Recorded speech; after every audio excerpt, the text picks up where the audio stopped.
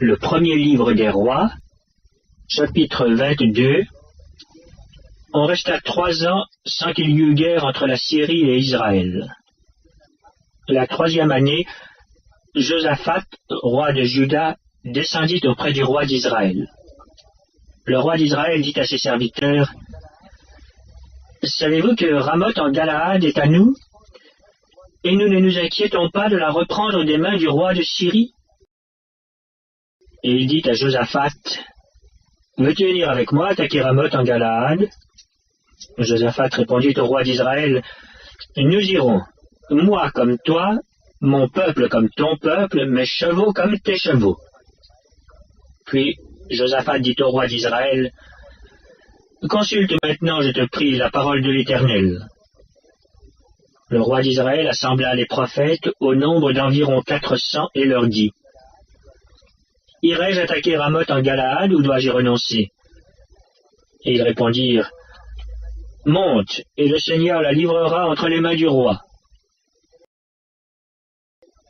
Mais Josaphat dit, « N'y a-t-il plus ici aucun prophète de l'Éternel par qui nous puissions le consulter ?» Le roi d'Israël répondit à Josaphat, « Il y a encore un homme par qui l'on pourrait consulter l'Éternel, mais je le hais, car il ne me prophétise rien de bon. Il ne prophétise que du mal. C'est Michée, fils de Jimla. » Et Josaphat dit, « Que le roi ne parle pas ainsi. » Alors le roi d'Israël appela un eunuque et dit, « Fais venir de suite Michée, fils de Jimla. » Le roi d'Israël et Josaphat, roi de Juda, étaient assis chacun sur son trône, revêtus de leurs habits royaux, dans la place, à l'entrée de la porte de Samarie. Et tous les prophètes prophétisaient devant eux. Sédécias, fils de Kenaana, s'était fait des cornes de fer, et il dit, « Ainsi parle l'Éternel. Avec ces cornes tu frapperas les Syriens jusqu'à les détruire. » Et tous les prophètes prophétisaient de même en disant, « Monte à Ramoth en Galaad, tu auras du succès, et l'Éternel le livrera entre les mains du roi. » Le messager qui était appelé Michée lui parla ainsi. « Voici, les prophètes d'un commun accord prophétisent du bien au roi. Que ta parole soit donc comme la parole de chacun d'eux, annonce du bien. » Michée répondit, « L'Éternel est vivant.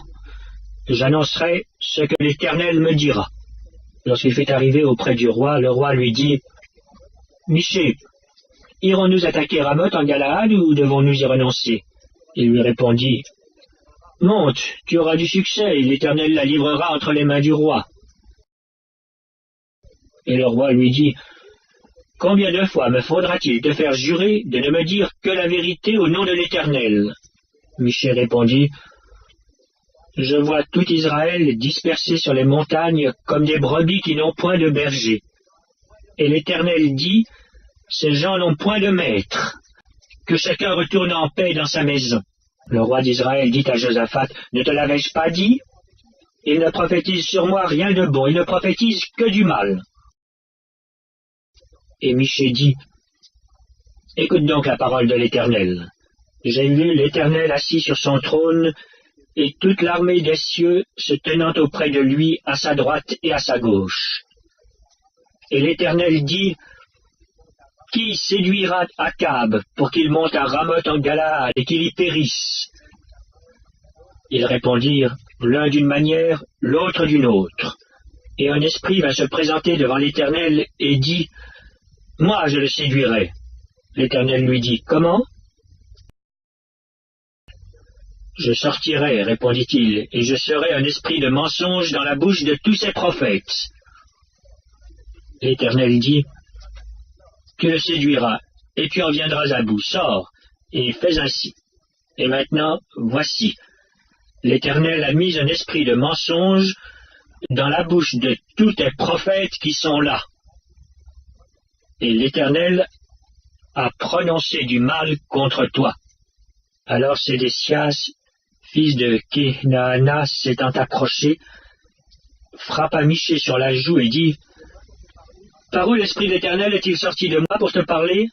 Michée répondit, « Tu le verras le jour où tu iras de chambre en chambre pour te cacher. » Le roi d'Israël dit, « Prends Michée et emmène-le vers Amon, chef de la ville, et vers Joas, fils du roi.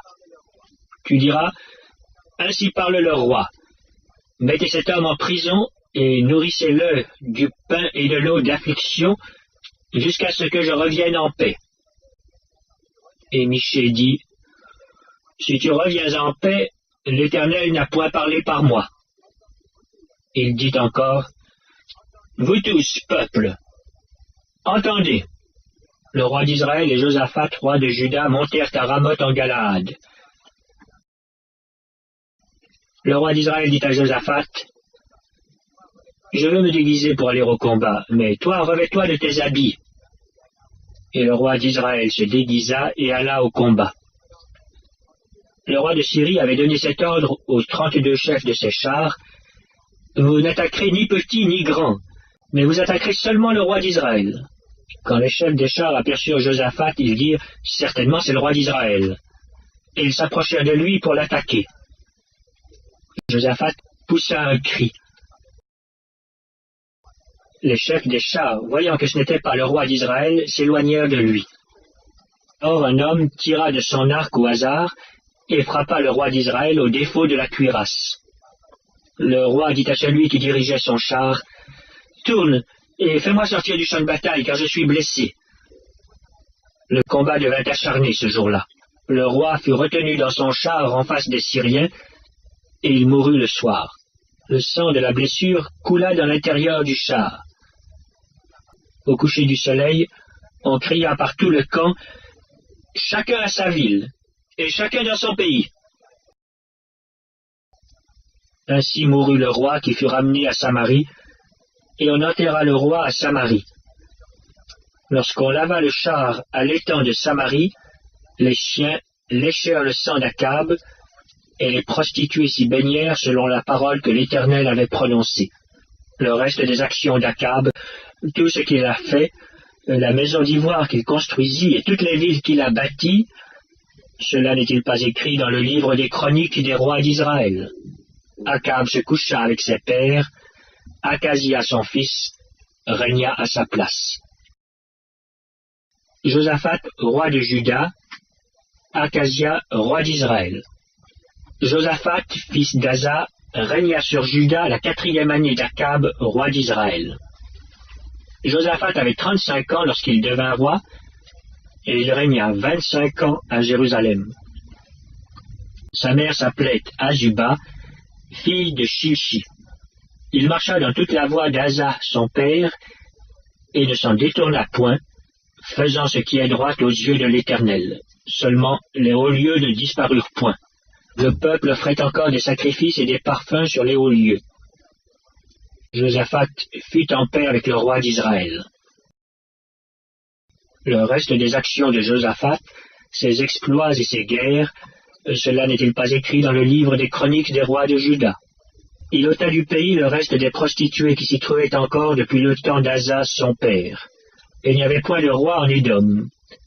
C'était un intendant qui gouvernait. Josaphat construisit des navires de Tarsis pour aller à Ophir chercher de l'or. Mais il n'y alla point parce que les navires se brisèrent à Etjon-Géber.